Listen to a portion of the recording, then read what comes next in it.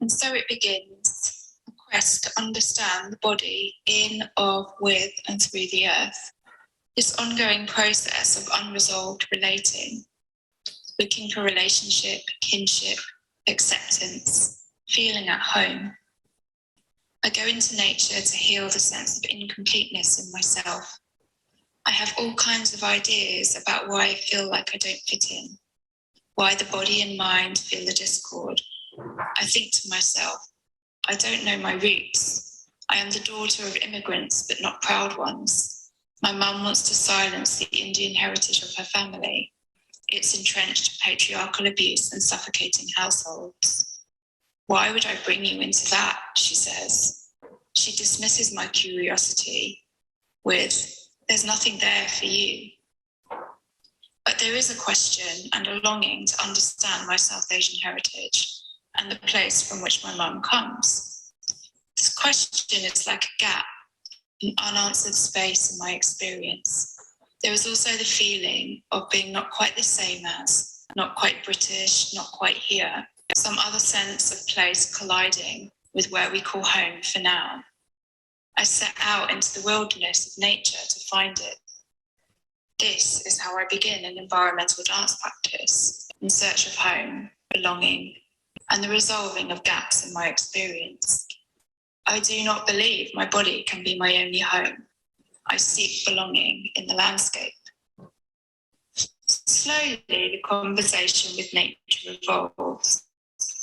Firstly, through immersion, by slow walking the Pennine Way. I embodied the rhythms of the seasons, the flow of the river, the contours of the land through my steps. I learned to listen like never before. I begin to see the colonization of the land by humans, the tree plantations, the quarries, the misalignment with nature. It begins to hurt. I develop chronic pain in my back. It does not go away for many years. I am in a state of despair and grief, searching for healing, but not knowing how to heal. My dance practice no longer makes sense. I do not feel at ease in my body. The old patterns and forms feel like the imposition of a culture that is destroying the earth. I feel the dynamics of the ecological crisis in the very ways in which I have been trained to move. Why is it that I want to fly and transcend gravity so much?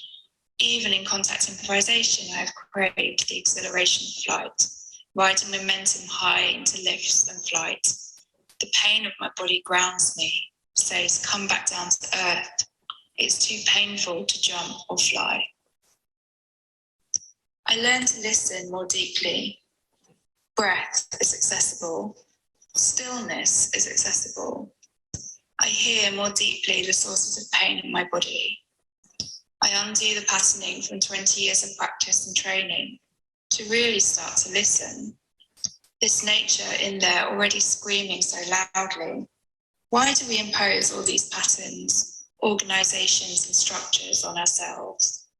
There is an intuitive natural intelligence yearning to guide. Developing sensitivity and listening is a first step in understanding, but it is not healing. Healing cannot happen without the witness. The witness can be inner or outer. The pain of the body is asking for a witness. The pain of the body is a doorway. Some tools may be needed to open the door. I go more deeply into the bodywork and somatic meditations introduced to me by Nancy Stark-Smith. While Stark-Smith did not explicitly frame her teaching as Buddhist, I consider Stark-Smith a significant teacher in my Buddhist path, in that she opened my mind to the potentials of mindfulness through movement. And following my studies with her, I was intuitively drawn to the Buddhist path. The shakedown as taught by Nancy Stark-Smith and a meditation documented in Akon Rinpoche's book, Taming the Tiger, are two such exercises that generate similar feeling states of relaxation and openness. In the dance, the feeling state opens the practitioner to movement possibility, relationship, and co-creation of movement, while in meditation, the feeling state opens the practitioner to deep relaxation that enables the mind to release tension, generating a sense of spaciousness and awareness. I go more deeply into the rituals of Ashtanga yoga, the repetition of the sequence, encouraging an honest and raw daily dialogue with my pain, suffering, and embodied state. Quote, "The doors to the world of the wild self are few but precious. If you have a deep scar, that is a door. If you have an old story, that is a door. If you love the sky and the water so much that you cannot almost bear it, then that is a door. If you yearn for a deeper life, a full life, a sane life, that is a door." Clarissa Pinkola Estes. It is only 3 weeks since my mum passed away and I am in Thailand, a trip booked much earlier. I come to practice yoga with my teacher. He knows my story. My practice is broken. Later, months after, my teacher says he could not recognize the asanas, like it was something else I was doing. I use the sequence to move through the emotional body. Some asanas cause the fluids in the body to flow and release. I stop and let it flow. I work in the back of the shala quietly. I let the practice be what I need. One morning, there was a huge thunderstorm. The balcony adjacent to the shala becomes flooded. My teacher is outside sweeping away the water. The shala is hot and full of people. I want to be with the water. Suddenly, this sense of drowning inside is matched by the outer environment. I stand in the mud with my sorrow and be one with the earth. I take my practice in the mud and pound the earth like all of the water released from the sky. I take my finishing asanas outside in the aftermath of the storm. I put my mat in the water. I let the mosquitoes bite. I stand on my head to save my pelvis from drowning. I take rest in the stream. There is a flu here. People are very sick. Some have to leave. I'm missing them. Maybe I was a little bit silly to get carried with the storm, to merge myself with the wet. But I'm dry and resting now, and it will be okay. Grief is like the flu. There are deep aches and pains that feel exactly the same in the bones and in the lower back, coughing and runny nose. Every day I cry and remove the pain. It clears and then comes back differently, sometimes less, sometimes more. But this is how I know that I am not sick. Quote, "Life gives us pain. Our job is to experience it when it gets handed to us. Avoidance of loss has a cost. Having our pain seen and seeing the pain in others is wonderful medicine for both body and soul." David Kessler. Ashtanga yoga is a style of yoga where the practitioner practices in their own time without the class being led by a teacher. Each student is usually practicing different parts of the sequence. The teacher helps each student individually in the shala. The teacher tries to help each student with what they need, which can be physical help as well as the technique pointers or general guidance.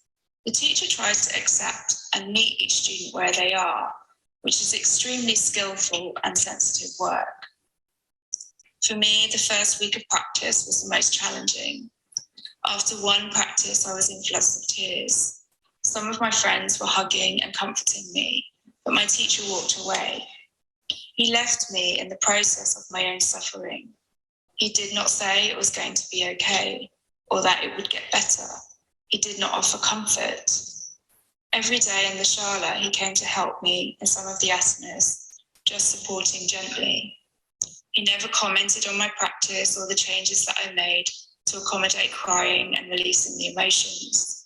He came at moments when I was calmer and just did the work of a yoga teacher, supporting the body and the breath. Most of all, and most importantly, he did not judge or get involved in my process. He simply held a space where I could practice as I needed and offered support that made me feel like I was seen, but not pressured into being or doing anything in a particular way. With this kind of witnessing, I began a process of body-mind healing where I realized that the healing and releasing of grief would take its own time. In the spaciousness initially offered by my teacher, I could both witness and inhabit my suffering, so that it moved and changed in its own way through the practice. Repeating the same sequence every day meant that over and over again, I encountered the places where grief was residing in the body, and every day without avoidance. After 3 months, I was able to flow through a practice again, with no tears and no stopping.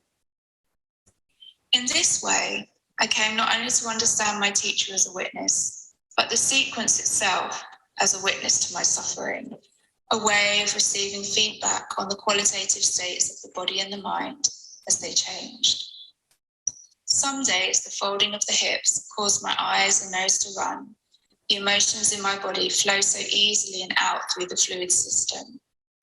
I came to trust the practice and the qualitative responses of my body-mind in the practice over my actual thoughts about where I was in the grieving process. Healing is not linear. It is not possible to make a step-by-step program. There are talks of waves of grief or stages, but none of these I found to be true. Because I already had a strongly established daily practice, I had trust in the daily ritual of body movement, of coming to move through patterns in the body in a repetitive way, to check in with the breath, the feeling of movement, the sensation of weight, the relating to the earth. As I worked with the suffering of grief through daily movement practice, I realized that this mourning as a form of suffering did not have a tangible line or form distinct from earlier forms of suffering that I had encountered. It was all suffering. I was suffering. There was weight, pain, and inertia, unrelenting fluids, and a heart that really hurt. The loss of a loved one felt similar to earlier losses, the loss of feeling good in the body, the loss of movement ability, the loss of ease. All of this loss assembled in a larger lamentation and grieving for life and loss itself. I became more attuned to the suffering of others. I became more sensitive to the suffering of animals. And in the time around my mum's passing, I could not eat any animal products whatsoever. This mourning of loss, not just for my mother, but for all beings, gave me a realization that grief amplifies what we feel already. Grief can be like a portal. Witnessing my mother's life force pass away brought forward a deeper empathy for all living things that are living and dying, which is all of us. In the stage of loss, the attention is on passing, the suffering, the movements towards and away from life, the instinct of life to continue, and even when there is acceptance, the struggle of letting go. Let go, says the mind, but the cells don't want to. I don't want to be in this body anymore, but the cells, they are programmed to live. They don't give up easily, even when the mind is coaxing them otherwise. What is suffering? I ask my teacher. Being in a body, he replies. In Buddhist practice, suffering is to be examined and looked at wholeheartedly. Because I am a mover and because my emotions lodge and reside in my tissues, I can avoid what is hiding in a sitting meditation practice. In the Ashtanga yoga practice, by contrast, there is no avoidance. The sequence became my guide to the suffering of my body and mind.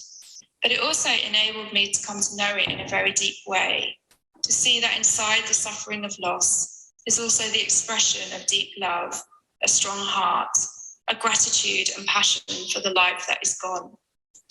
In deep practices of concentration and sustained effort, the lived dimensions of suffering become realized on a fuller spectrum of joy, love, happiness, friendship. I am an energy healer. I can read bodies and their energy densities. I underwent my training while my mum was in her deepest struggles with cancer. Over and over again, my teacher told us that serious and terminal diseases should not be treated by energy healing, at least not by beginner healers such as ourselves. Because in the energy healing, we try to inhabit the energy signature of the patient. The energy partially inhabits us. But when you are a beginner student, everything is more alive to you. The boundaries are not yet clear. The energy is not yet under control. It takes all of my self-control not to read the energy signature of my mum's cancer. But the call to heal is overwhelming, so strong. It's very hard to hold back. I have to find a way to work with the intensity, the desire, and the energy. I hold my mum's hand, and instead of reading her energy, I focus on positive energy and light. Our bodies have the ability to help us forget our pain. We have receptors in the body that help us forget physical pain. Sometimes art practice is thought of as cathartic, as a way to release emotions or process trauma. But it's not always the case, and it's not always the way to heal. A few years ago, I had a choreography student who had been in the Manchester bombings. She was deeply traumatized, and triggers included the door to the studio closing too loudly, or the crack that the sound system makes when you plug in an external device. She wanted to make her choreography about her experience of the bombings. I was unsure, but she tried anyway. As she was going through the process of making the piece, many of the emotions resurfaced, and it seemed to be healing for her. But then when she watched the final piece on stage, it took her back to a place of deep trauma, and she realized that she had just made herself relive the experience. And she did not think that this was a particularly healing process for her. It was very hard to advise this student, as I did not know either way which was the right path for her or which would have been the healing path. Grieving is very individual. We need to be heard. We need to listen. We need to listen to ourselves. What we read, what we hear, what others tell us may help a little bit, but we have to follow our own heart. We have to follow our own interior compass. There is a joy that comes from seeing ourselves reflected in nature. We can see the process of life, death, change, impermanence. We can engage with this, and it can be very healing. There is the invitation of materials, the mud and the water.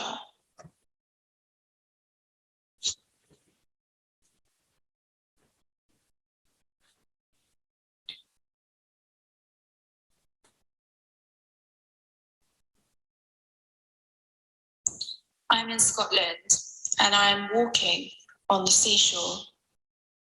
And I'm just looking for a place to rest and have a moment to myself after leading a retreat for 10 people.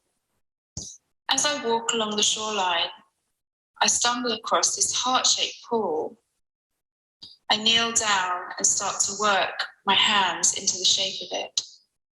I start to toss the water in the pool. It starts to rain, and the drops in the pool partner with my own tossing of the water. The vast open horizon and the heart in the heart of the earth, the heart of the earth, the heart for the earth, the heart on the earth, the heart of my body with the heart in the earth, the heart in my body in the heart of the earth, the heart of my body for the heart of the earth. I wasn't really searching, but I think finding the heart, I'm going to the earth for gratitude, but it sends me a gift instead. This on with and for nature. I felt witnessed by the distant mountains, the far shore. I felt supported by the wind and partnered with the rain. I felt the vast open estuary, the love of gravity, the tide, the pull of the moon, the eternity and spaciousness inside I never want to confess. What is suffering? I asked my teacher. Being in a body, he says.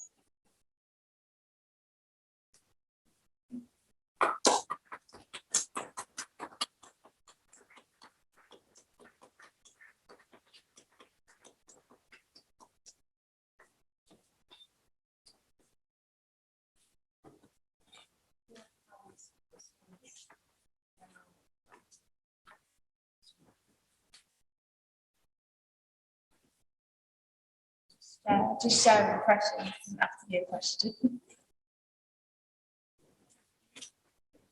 Oh, thanks for coming. Oh, bless you. Oh.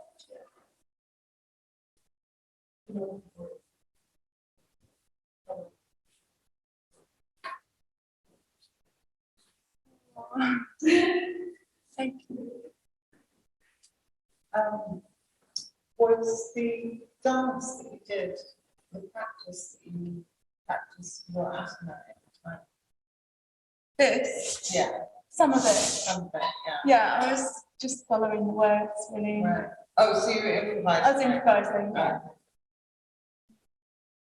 Seeing what came up in the sensation of listening to myself in this space, because it's such an amazing space. I also have a history with this space. So I wanted to see what it would be like to play my own voice and move in this space with it. It sounds a bit solipsistic, but I don't know, it's some resonance for me to do that. Yeah, I could really feel the asana coming through when you were talking about it. It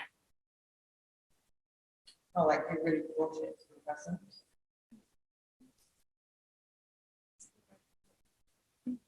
Really appreciate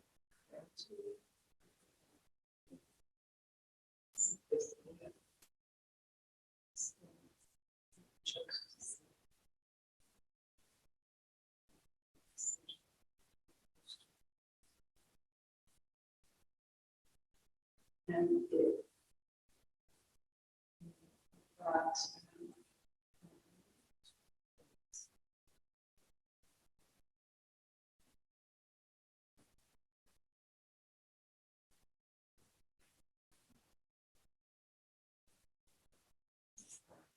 this space that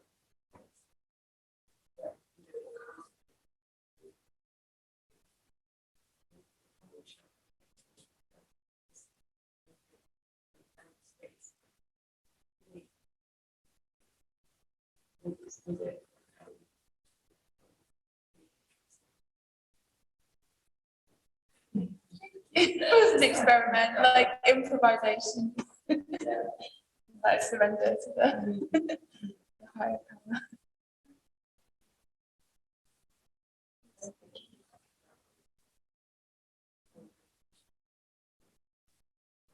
I'm so present. I think I can talk about anything else right now.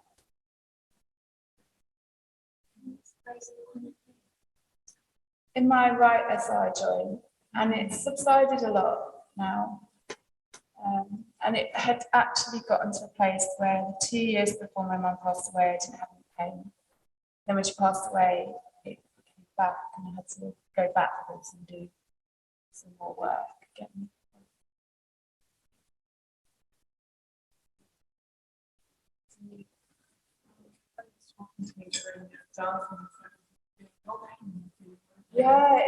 Yeah, and that's also the energy reading is like that. You can have it other people's pain. It could be empathy, or it could be your own pain. I don't know. Check in tomorrow. yeah, I think I would just talk about it.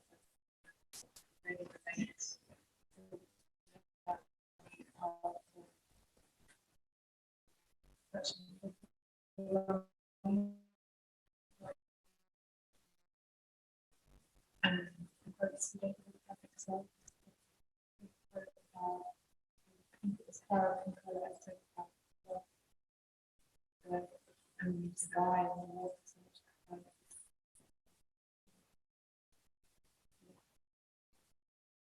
Pretty relatable.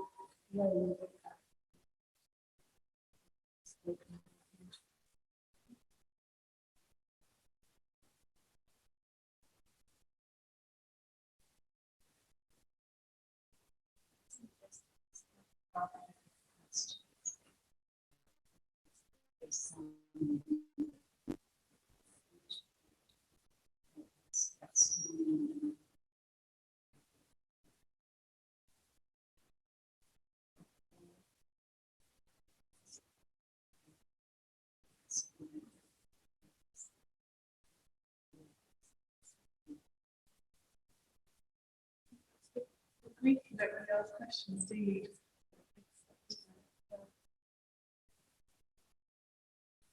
I've been reading a lot about grief and the ecological crisis, and a lot of the academic research is just documentation of stories. So collections of narratives from indigenous peoples about loss of nature, loss of landscape, loss of culture because nature has been eroded. So instead of analysing it, it's just collecting all these stories, endless stories actually, volumes and volumes.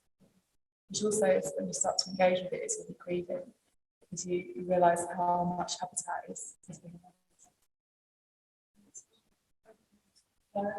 When you describe the water coming down and you opening more to it and going outside and being healthy and that frustration down.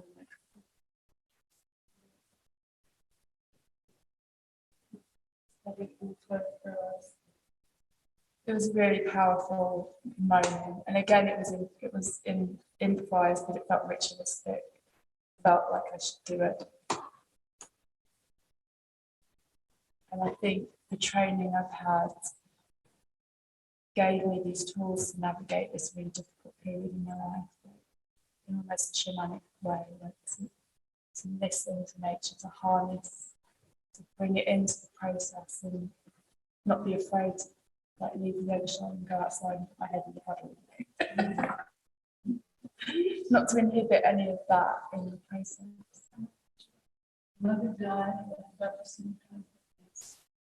My mum died in December 2019, and then I went to Thailand and then came back.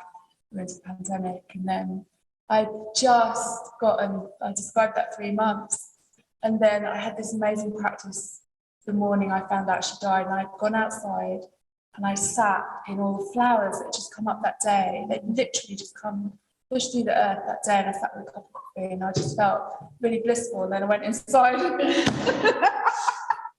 was like, oh my God.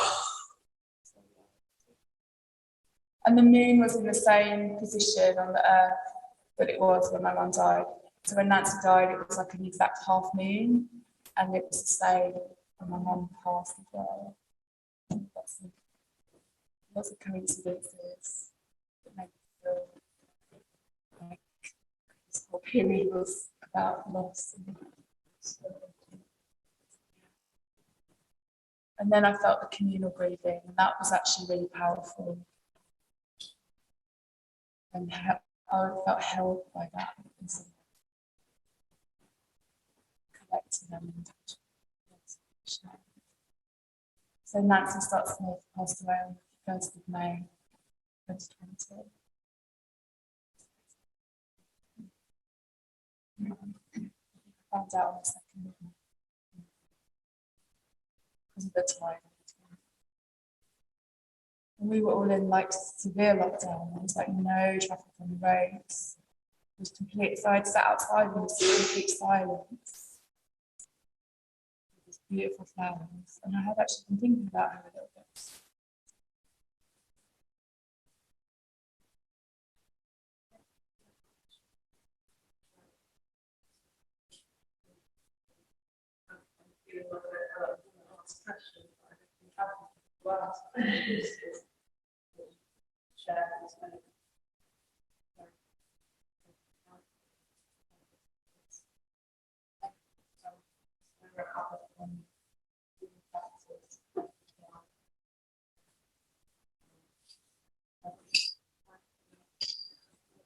Thank you so much.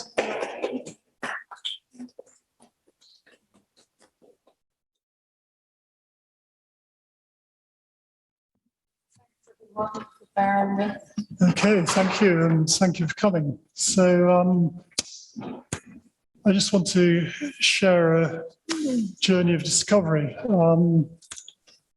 After working for many years in London as a systems engineer and project manager, I did a 2-year project for Friends of the Earth and got interested in the overlap between their focus on environmental issues and social justice issues and environmental development and decided to do a master's in international development at the Open University. And when I'd finished, pretty soon after we finished that, we moved to California. This was in 2010. And this is the story of what happened next. So all about how I got involved in permaculture and why I think it has an important role to play in international development. So during the process of moving to California, I got involved with people who were starting a transition town movement in Santa Barbara where we were moving. And they tipped me off that a new project was starting in our neighborhood, which is called the Mesa. And it's called Mesa Harmony Gardens. So a few weeks after we moved into our new home, I turned up at the first volunteer day. And the mission was to create a community food forest on some empty land in the community owned by a local church. And I didn't know anything about food forests or permaculture, but apparently it meant bouncing a pickaxe off really stone hard clay.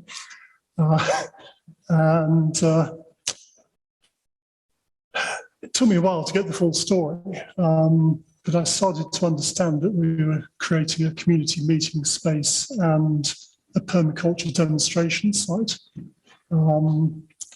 And soon after I got involved, I did a permaculture design course at our local city college and slowly got more involved with the project, learned about its history, joined the board, took on the role of volunteer coordinator and eventually became the president of this non-profit.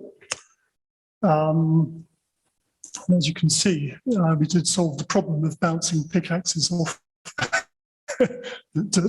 stone hard clay, and somebody contributed some heavy equipment for us. And what we were doing was contouring the ground with swales to collect the rainwater and keep it in the ground.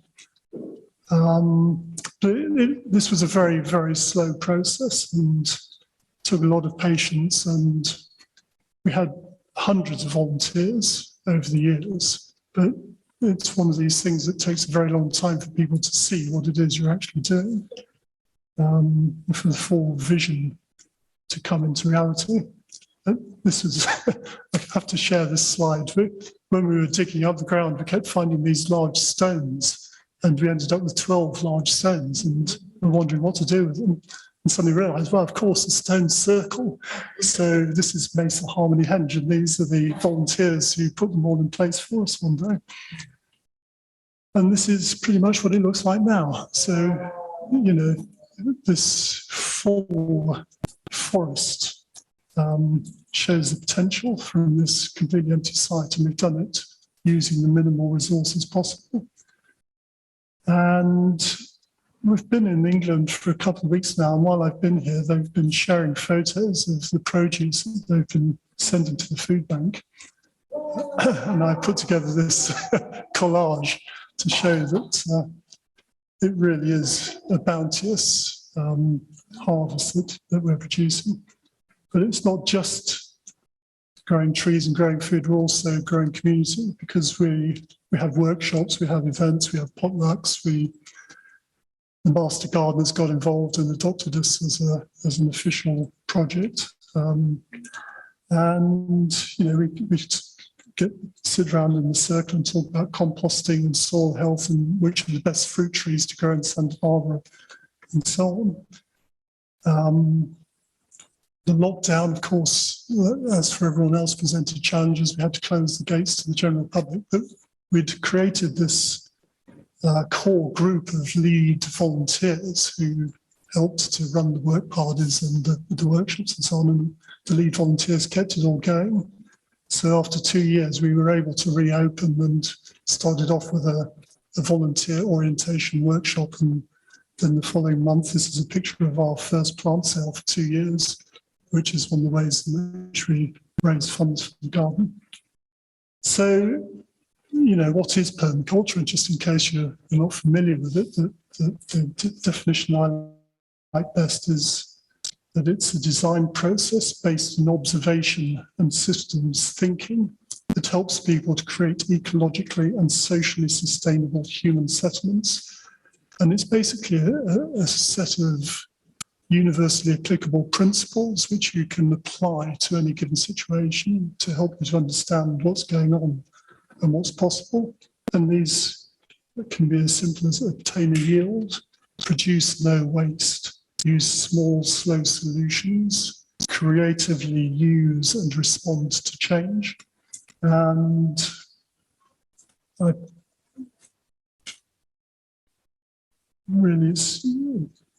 you can learn from different cultures all over the world who've devised food systems that work in harmony with nature, and then use science to act on the lesson that natural resources have to be regenerated and not just consumed. So the one principle that I feel we have to always start with is the principle to observe and interact. And Bill Mollison, who was a co-founder of permaculture, described this as an experiential approach, using all our senses as our instruments, trying to be fully conscious both of specific details, sensations, and the total ambience of the site. And this is where I feel what I'm talking about is relevant to the symposium, because this is really about being completely present in the space and aware of what is going on in the space and its surroundings. And I was reminded recently of a workshop in Bali with Suprapto Suryodharma, where at the very opening moment of the workshop, without any prior warning, he turned to me and said, "Hugh, tell everyone about permaculture." And that was actually the moment that started my process of realizing that a meta movement is the perfect preparation for practicing permaculture. That, you know, for observing and interacting, this design process that ensures that each design is fully embodied and embedded in the local reality. Sure.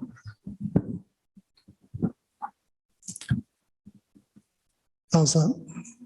Okay. So learning about permaculture led me to another big insight, which was related to my earlier studies of international development when I did my master's at the Open University on development management. My final project was a research project. I went back to Friends of the Earth and said, okay, I need to do a 6-month research project. Can I work with you on this one? And they asked me to do some research on the biofuels industry and sustainability issues around biofuels. And I've just put this up as a kind of example of the complexity of the issues that we're dealing with, and also to illustrate how I got more interested in food systems, both in their ecological and social impacts, and as well as learning that biofuels are almost entirely bad news on many different levels. I also learned a lot about global agriculture, the hugely negative impacts of large-scale industrial agriculture, the extent to which so many communities of family farmers are struggling with crippling debt, or to many cases struggling to feed themselves and their families.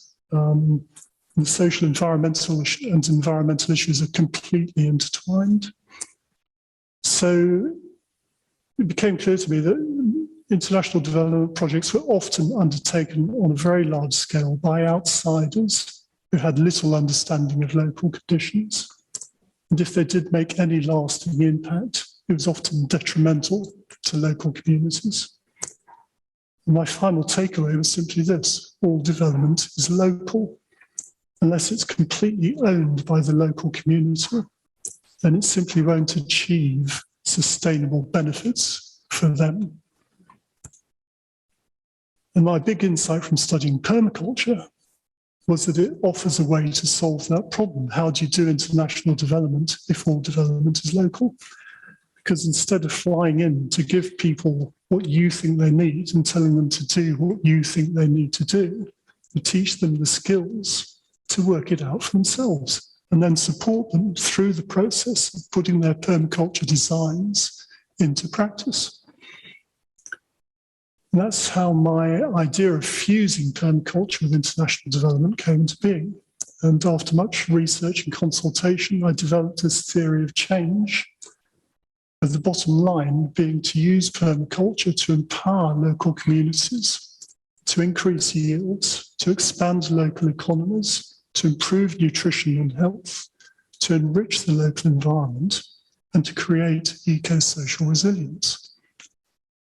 And I'm going to quickly run you through the whole theory of change. It's, in order to make this kind of level of change, you really need to change social norms, change the way people think and talk about these issues, and reframe the whole idea of what modern farming means, that it should bring together indigenous place-based wisdom and understanding with a scientific understanding of essential issues like soil health, the importance of biodiversity and carbon sequestration. And this new way of thinking can be supplemented with the skills to create new farm designs suited to local conditions and needs, along with appropriate methods of agroecology, new norms of thinking and behaving. And to me, this means making best possible use of existing resources, helping people to re-recognise what resources they have available and how to work together to use them, as well as kind of bringing in the benefits of global networks, working with local training centres and with local knowledge and understanding. And bringing to the table the trainers, the support workers, training the farmers so that they become a resource for their community, and then creating networks of citizen scientists who work together to find out what works best, what does and doesn't work. And in the process, those farms creating model farms, carrying out farmer-to-farmer extension work, and building communities of practice. So the idea became to carry out a pilot program to build an evidence base, to develop the training resources and the methods of working with the farming communities, and to build a knowledge base about what does and doesn't work. And, you know, the theory of change, as you see on the slide, looks very neat. And the reality, of course, is somewhat more messy. The bottom line can sometimes, of course, seem more like a hill to climb than a simple, straightforward progression. But throughout the 5-year pilot that we've been running, we have discovered that these theoretical elements have basically stood the test of time, and the farmers participating in the pilot projects are starting to see those bottom line benefits coming through. So over 5 years, we've run 3 pilot programs, 2 in Kenya and 1 in Uganda.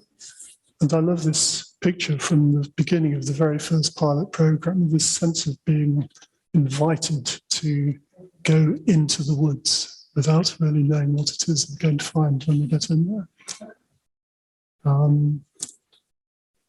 So each pilot starts with the team who are local, who are permaculture trainers,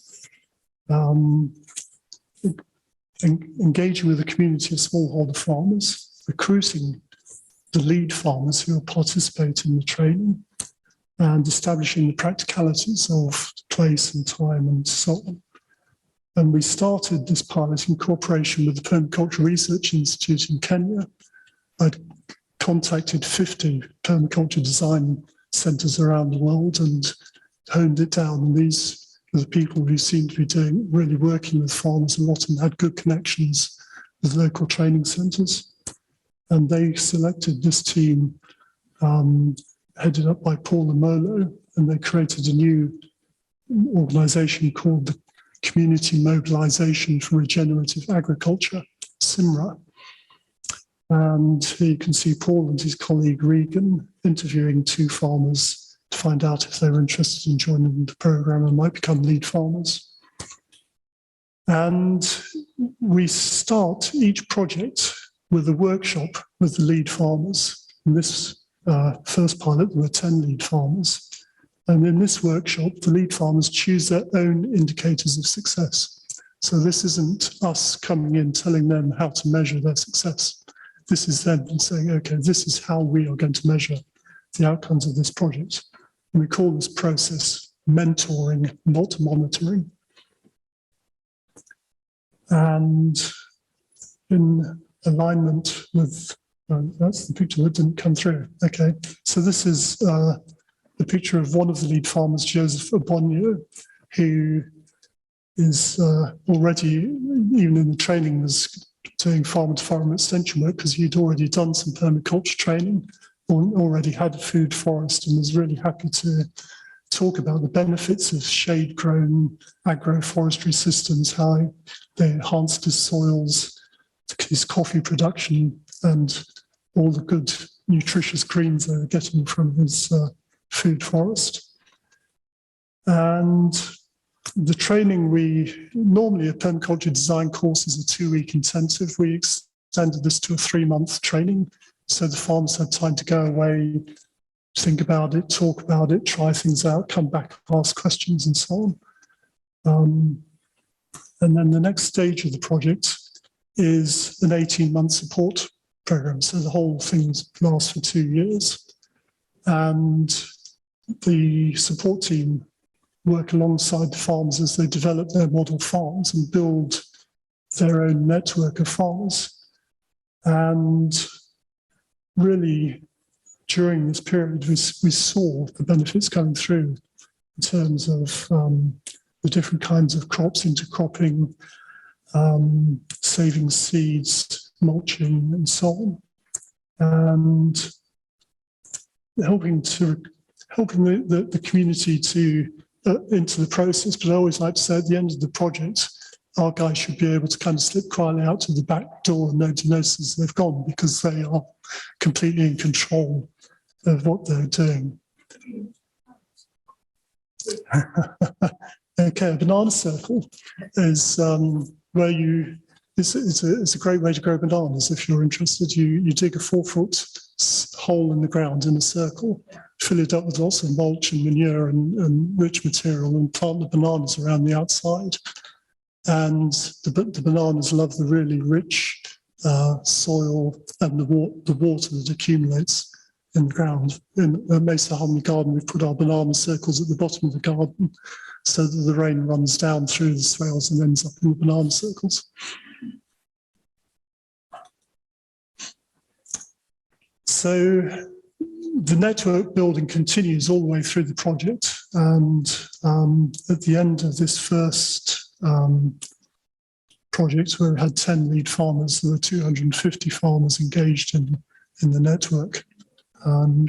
Really continuing to work together and continue with it. And Paul went back. There's a guy, David, who was doing his PhD based on the work that we were doing, and that's now been finished, and he's published that. He went into remote, because of COVID, he had to remotely interview all the farmers, but Paul kind of facilitated that, and he said he was so warmly received by the farmers in assembly when we went back to do that. So we started our second phase 2 pilot project in Uganda while phase 1 was still ongoing, but we were able to use many of the lessons we'd learned in phase 1, in particular, making sure we really explained what it was we were trying to do and how it worked, and the improved curriculum and so on. This time we were training 20 lead farmers, working with Broadfield Enterprises Uganda. The training went well. All 20 farmers completed the program, and they really came together and created a cooperative, which is, despite COVID restrictions, and by the end of the 2-year project, there were over 200 farmers involved in that. They were working together to do the farmer-to-farmer extension, improve their marketing of their crops, and introduced a peer group savings and loans program. So really, really strong community growing there. And then we started phase 3. Again, learning from the previous 2 projects, improving the way we were working this time, training 30 farmers in 2 groups of 15. And continuing with this process. And now the pilot's due to end just after the end of this year. So they're well into the support stage of this. And during this 3rd pilot, we've been talking, okay, what do we do now? How do we take this forward? How do we scale this up without losing the localness of it and the way the farmers are fully engaged in it? And the concept that's developed is to rename the whole thing as the Farmers Alliance for Restoration. And we're in the process of registering a new NGO in Nairobi as the kind of regional hub for East Africa, as the starting place for this new Farmers Alliance. And the main members of this alliance, as we see them, will be the organisations that are delivering projects like CIMRA and BEU, and the farmers' cooperatives that emerge out of the projects. And through their membership of those cooperatives, the farmers themselves. So in organisational terms, we're going to be focusing on community development, mentoring and training, and improved market access. And developing the sustainability of the programme itself. I've been extremely lucky throughout this whole pilot that I've had this project board of volunteers who've brought me and brought the pilots their expertise and their time. That's not a sustainable business model. So obviously FAR needs to start to develop new sources of income that can pay people for doing this work. And that's a part of the process that we're aiming at. But we also want to enshrine this culture of cooperation. This is something I wrote about in a recent newsletter, which you can look at online if you're interested. But we want to see all the benefits that we've seen in the pilots become available to ever more farming communities going forward. And this culture of cooperation, which I call leadership by cooperation, is such an important part of the whole. Okay. So I'm just wanted to quickly touch back on the permaculture ethics, the importance of this principle of observing and interacting, and that it isn't just the starting point, but it's the point you need to keep returning to again and again to be mindful of the changes and always reacting to the new reality as it unfolds. And the eco-social resilience is what we all need to be aiming for. And wherever your local is, I hope I've given you a sense of the potential of what can be achieved in your local community. So thank you.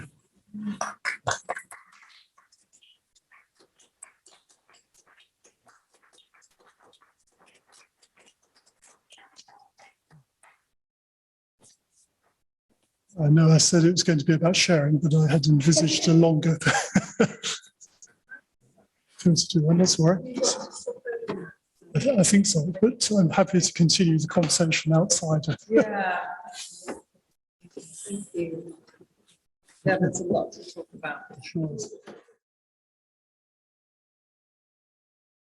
Okay. My practice is not on PowerPoint at all, but today it is. So thank you for being here. So I'm going to share with you my process for a project called Anthropo+Screen byproducts. It's a long-term performance research project. I've been working on it since 2018.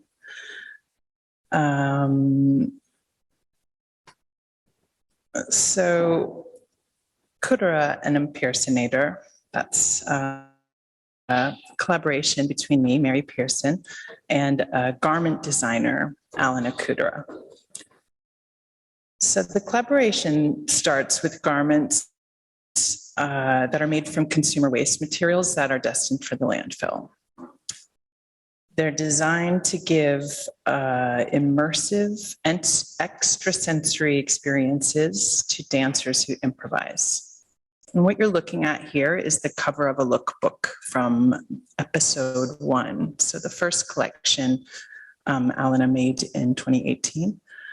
And the first collection, we went into different nature areas, so mature growth forest and heritage coastline, and we worked there.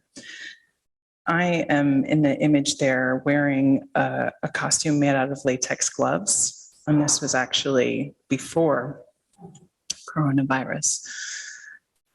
The next collection, so it's actually episode 3, 2 episodes happened with the first collection. Episode 3, Alana has made a new collection of costumes. They're playful and sinister. They're more intense in volume and scale. They're visually mesmerizing and grotesque yet seductive. They add weight and heat. They limit some senses to enhance others. They build complex bodies with extra appendages. When we're wearing them, we consume and are consumed by piles of consumerist waste. We become mythical sentient beings. We animate inanimate bodies, and we shed and discard them. I'm going to read you a text here about the materials. It's kind of like a poem. In the second collection, Alana really thought about the origin stories of the materials and what associations those materials had. So leather belt remnants with metallic fake reptile plastic surfaces are stitched together with videotape. A leather crown encircles its wearer in cascades of videotape, creating a swishing surround sound. Plastic mouths and eye protectors look like devils in gas masks, reminding us of potential contamination. Brightly colored cable tie spikes ward off proximity and resemble plasticized sea creatures. Old trainers cover the body in carbon footprints. Tights stuffed with an eternal supply of non-recyclable packaging, a multi-legged denim devil made of expendable jeans, a globe of shiny coffee packages. Third world exploitation for first world convenience. So some of the questions that I'm working with in my contribution to the collaboration, which is the movement research, I was in search of a bodily and felt response to the situation of climate crisis. How could I bring this to a bodily level, something which is tactile, something which is emotional? And I've been asking these questions: what have I become? And can I find empathy in my entanglement?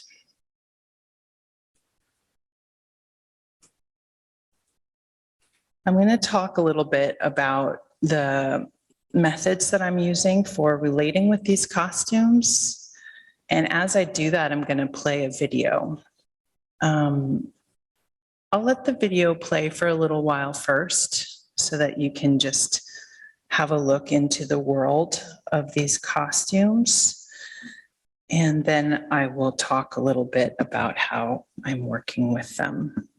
I want to say that this video is kind of showing one tone, one emotional tone of working with these costumes. And there are definitely other other qualities. This is not, for example, showing the more sinister side of things. It's more showing the sensual side of things, the creature side of things, the way that repetition in design replicates nature.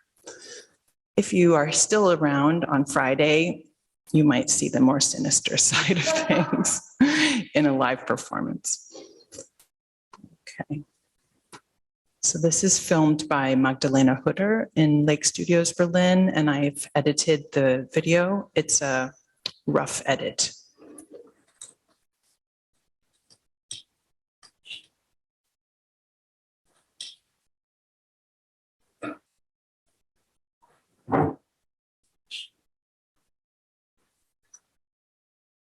And you can see the materials have their own movement. Some of them keep moving a long time after I stop.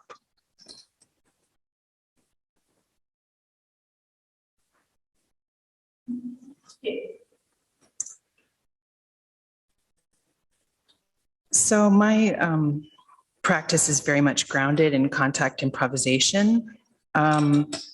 With the different practices, I'll sort of paraphrase definitions that you can find online, and then I'll talk more about how I'm using these in my process. So contact improvisation, you can look at the Contact Quarterly website, initiated in '72 by choreographer Steve Paxton and many collaborators, including Nita Little in the room here today. It's an improvisation dance form based on communication between two moving bodies in physical contact and their combined relationship to the physical laws that govern their motion. So in my process with the costumes, I'm in contact with the stuff or the matter of the materials. And just as I would when I move with a partner in CI, when I'm moving with the costumes, at first I'm finding out everything I can about them. I'm sensing into their size, weight, density, texture, volume, movement quality. How do they move? How do they fall? How do they swing? How do they fold? Etc. So this process is more like a becoming or a merging. I'm learning from, I'm communing. Sometimes I'm overcome by sensation, and these costumes are really designed to give an excess of sensory input. There's another way of relating with them. And again, just as I would when I move with a partner in CI, there's a process of differentiation. So I'm finding agency. And sometimes I'm looking for, how is my stuff different from the stuff of the costumes? I have muscles, bones, ligaments, blood, fingers, a head. So I notice my desires for movement that might be independent from the costume materials. I don't have to entirely surrender my will to them. I can make proposals or initiate something. And then a third way, a combined system. As two interconnected systems, what are the extraordinary or extra individual movement possibilities? What can I do in this partnership that I can't do alone? For example, sometimes it increases my slide, or I can fall faster. Maybe there's more cushioning. Maybe it adds complexity to the rolling, or a greater centrifugal force. It also includes restrictions and limitations. There might be alterations to my sensory perception or my movement range. So another practice I'm bringing is somatic experiencing. Again, I'm paraphrasing from something you can find online. So somatic experiencing is a body-based therapeutic approach for healing trauma and other stress disorders. It's the life's work of Peter Levine. So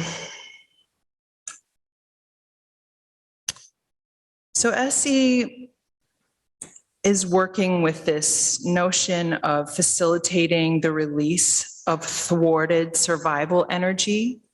And it's also working with the idea of developing and increasing tolerance for difficult body sensations and suppressed emotions. It's somehow a framework to assess where there's stuckness in fight, flight, or freeze responses.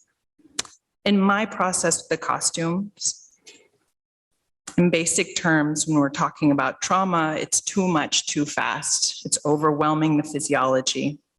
And so when I think about climate change, and climate change is a kind of persistent, looming threat, I'm thinking about the chronically overwhelming aspects of modern life in relation to global capitalist processes of production and consumption.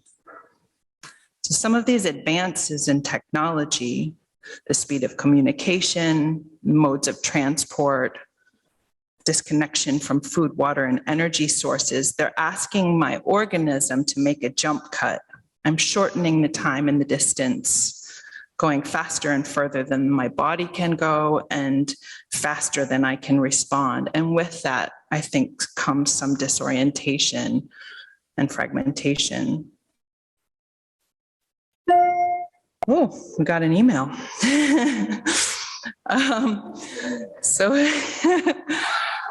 as a European descended or white person from the US, I can also talk about a disconnection from a sense of ancestral continuity or from the ground itself. Lisa Lowe talks about liberal forgetting, this deliberately or unconsciously not remembering legacies of slavery, colonialism, and empire. As a female-bodied and female-identified person from US culture, I can also talk about a disconnection from my own body, which I've worked very hard to overcome, as maybe some of you have. Movement practice for me has been a liberatory process and continues to be so.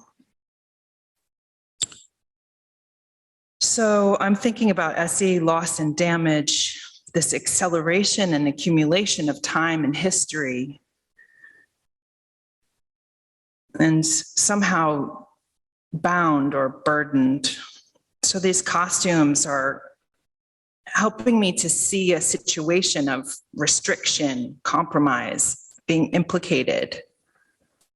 They're also a situation that can be really pleasurable. I can lose myself in pleasure.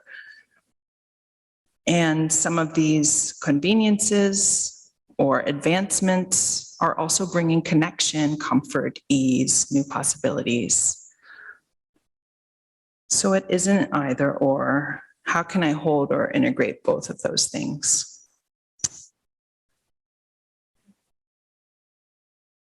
I like somatic experiencing because of this SIBAM model. So SIBAM, like a flower, sensation, image, behavior or movement, affect or emotion, and meaning. And I feel as an improviser and a performance maker, that's what I'm working with all the time anyways. Should I play this video again? Or just leave it? What do you think? No response. So I want to talk to you about some experimental processes that happened last week with a new collaborator, Amy Voris. Some of you might know her. She's based in Manchester, a contemporary dance maker. So with Amy, we were bringing authentic movement and experiential anatomy into the process as well. So Amy brings experiential anatomy from her training in integrative bodywork and movement therapy from Linda Hartley, which is informed by the principles of body-mind centering, BMC, developed by Bonnie Bainbridge-Cohen. So a shorthand for authentic movement, I don't know how much to go in again, but I have time.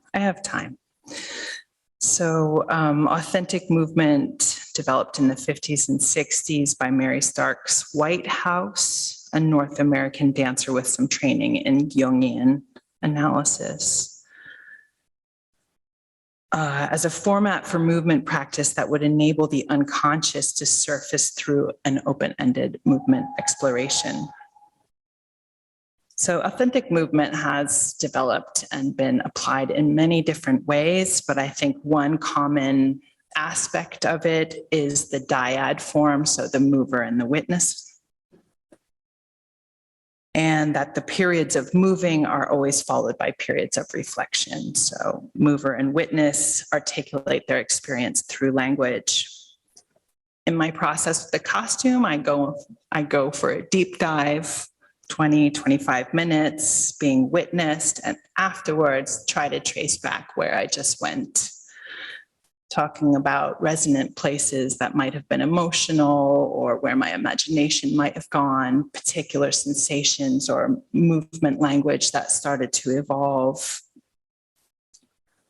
And then I hear the experience of Amy, of the witness, and then I go back in for another round.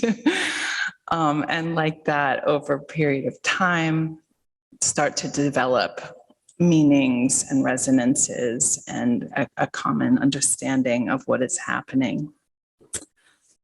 The experiential anatomy, a shorthand experiential anatomy refers to the approach to learning about human anatomy from the inside by integrating anatomical information with movement-based exploration of the felt sense of it.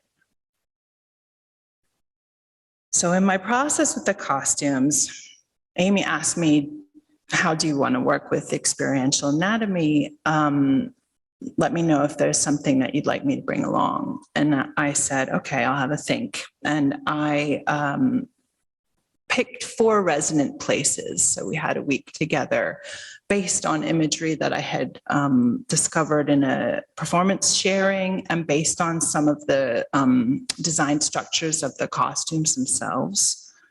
I picked the navel, the shoulder girdle, the mouth, and hands.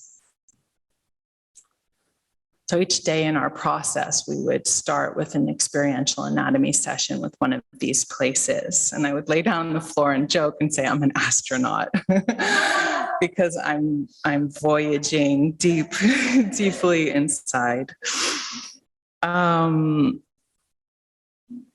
What I found that was really exciting, which is new for me. So experiential anatomy isn't new for me. I have had a wonderful opportunity to learn from Olive Baringa and Body Cartography Project and other people, but I haven't used it in performance making process before.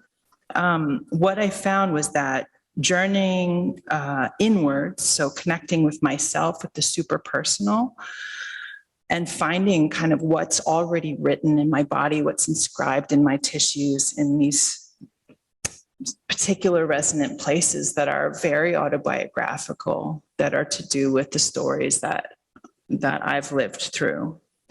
And then journeying or reaching outward. So after we would go from a place, I might select a costume that resonates with that place or contains one of those structures. And then I'm meeting the stuff of the world with my body. And I felt as though it was like an amplifier or a speaker, that what was super personal could be transmitted through the materials and could become mythical. It's not about me. This isn't about me. And yet I need to connect with myself in order to talk about it.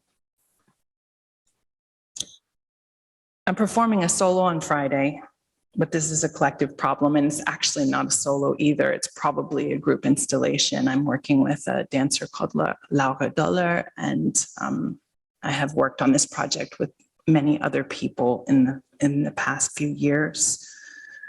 But as an I'm trying to understand something about the situation of my entanglement as an organism. I'm not separate from the stuff of the world, and that includes the systems that produce and consume it. that's the end of my shorthands there. And I think that I have a few more slides here.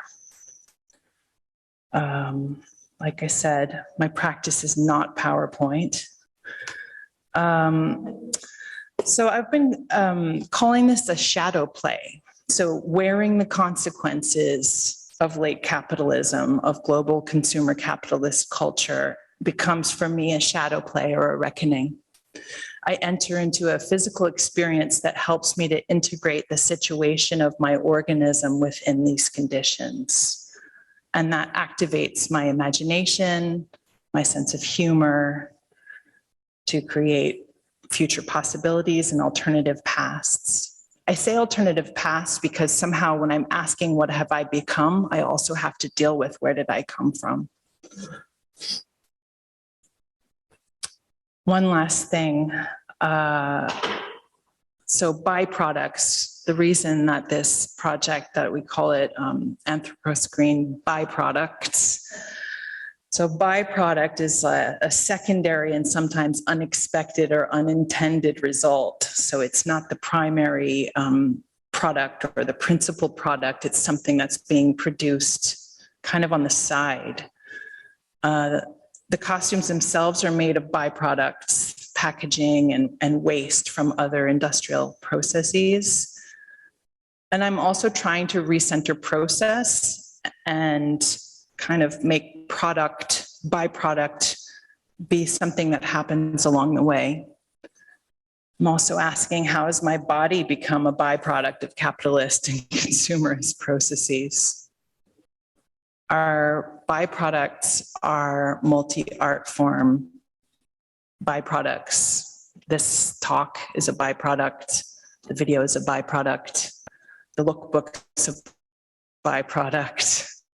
My writing, solo performance, ultimately performance installation. I'm going to give you some websites from collaborators. So this, just a note here about if you can see that sculpture in the middle right here by Yoav Edmoni, he was saying there's so much texture, I can't figure out what to make. And then I saw your thigh and I realized that I need something that takes away texture rather than adding more. And I just love that as a concept. So he wants to make more of them eventually when we might be in an outdoor or gallery situation.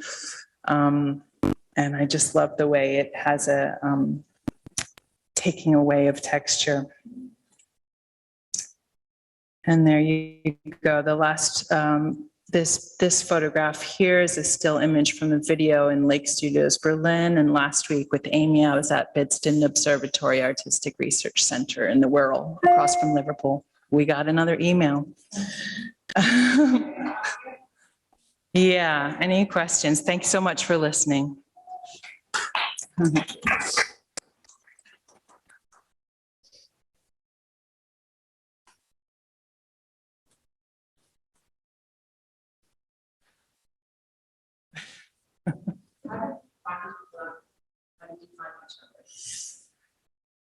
Alana, I rented an office space, and Alana lives in Liverpool, and I always walk past her garments, and they're very sculptural, and I just kept thinking, I need to do something with this person. Yoav was very involved at Ponderosa Dance, as I was, and we co-facilitated a residency together and just understood each other really well. Myra and Magdalena are both video and photo. Myra is a dancer, Magdalena is a camera person and documentarian. They both live in Berlin, and I was introduced to them by other people. Laura and I have been working together for a decade, and she has an organization called Exit Map in London. And Amy and I have just started meeting differently as collaborators, although we're part of a Northwest-based choreographers process group for several years together.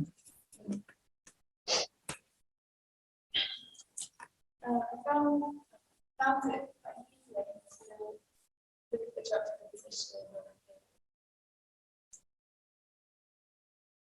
the natural environment. Like something about reorganizing what's did in nature. Yeah, this image. Yeah, it's quite a strong juxtaposition. There was something about around our relationship to what we described before. Important, but it's important that we don't. Yeah, and also something about acknowledging their existence. For me, it's also about acknowledging the existence of what is kept at arm's length, what is denied or unacknowledged or compartmentalized. Yeah.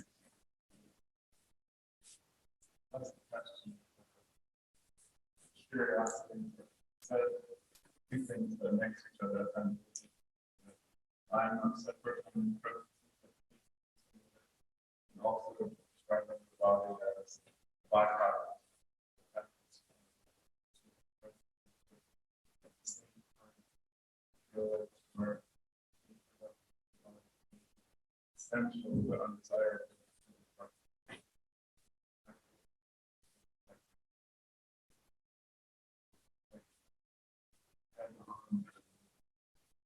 But in contradictory happens production. I think the body and material are necessary.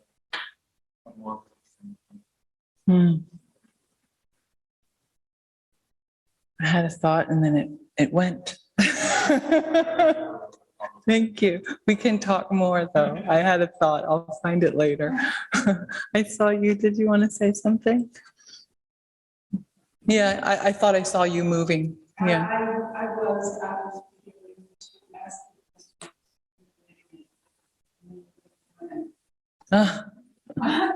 and the question was how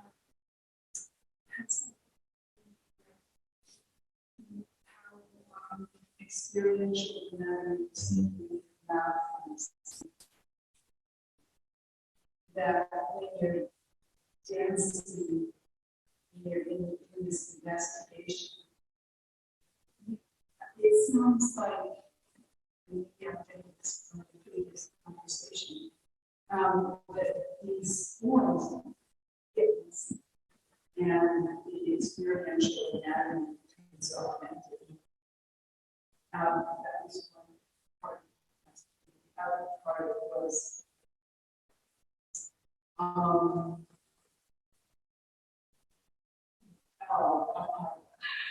do you in experiential anatomy allow the mouth to do the whole?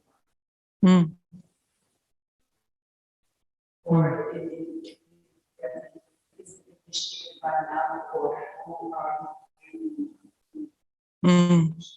So the first one, just to say that in the work, I really skipped through Amy's shorthands, but in the Linda Hartley integrative body work and movement therapy as a therapeutic modality, it includes authentic movement and experiential anatomy, infant movement development, and somatic psychology. So it all gets messy. Well, I don't know what you mean right now about getting messy. Because in the practice, this and that. Oh, no, not at all. No, not at all. No, we would use, well, I suppose there might have been a combination in the sense that Amy would facilitate an experiential anatomy session with a particular part.